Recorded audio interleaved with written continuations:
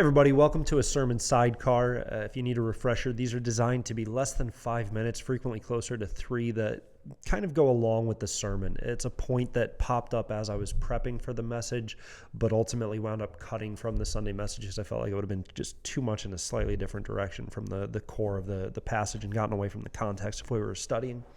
So this week, we were looking at 1 Timothy 1:5. The aim of our charge is love that issues from a pure heart, a clean conscience, and a sincere faith. We looked at telos, that word that means aim. We looked at the other three aspects.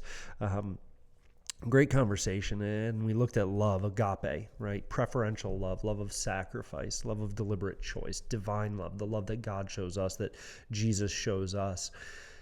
It raises a question, and we alluded to it very briefly in the sermon and in the prayer time, but how do we choose agape love when we've been hurt by the church, when there's pain, when the bride of Christ has grieved us, deeply grieved us, personally grieved us and injured us and scarred us and broken us down a little bit?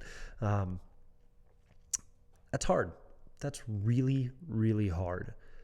But it doesn't change the fact that it's still our mandate. And so if that's you, if you have been wounded by the church, if you have been betrayed by the church, if you have been hurt by the church, and you are struggling with showing agape love to the church, I just want to remind you of an Old Testament prophecy about Jesus. This is Zechariah 13:6.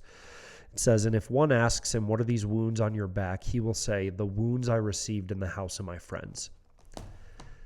No one has been hurt by the church more than Jesus. No one has been betrayed by his own people more than Jesus. And no one loves the church more than Jesus. And so if that is you, if you've got the wounds from the house of your friends, you have an incredible opportunity to really look like Jesus and still choose agape love for the church. I'm not saying that makes the pain any less. I'm saying it flips our perspective. And if as a Christian we're saying, I want to be like my Lord and Savior, what a chance we have when we have received wounds in the house of our friends to say, and yet I still choose agape love.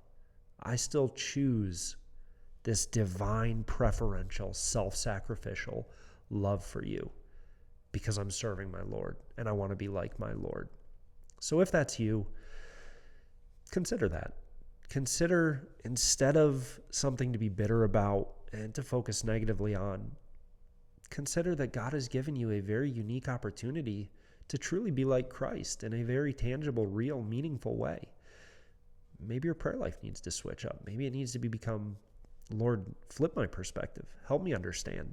And ultimately, in all things, this should not be a change to our prayer life. We should always be praying, Lord, give me the heart of Christ. Because that's what sustains us through the pain, through the hurt, through the betrayal, through the wounds, is the heart of Christ. And that should be our focus. I hope this encourages you, blesses you, challenges you a little bit, and we'll see you next time.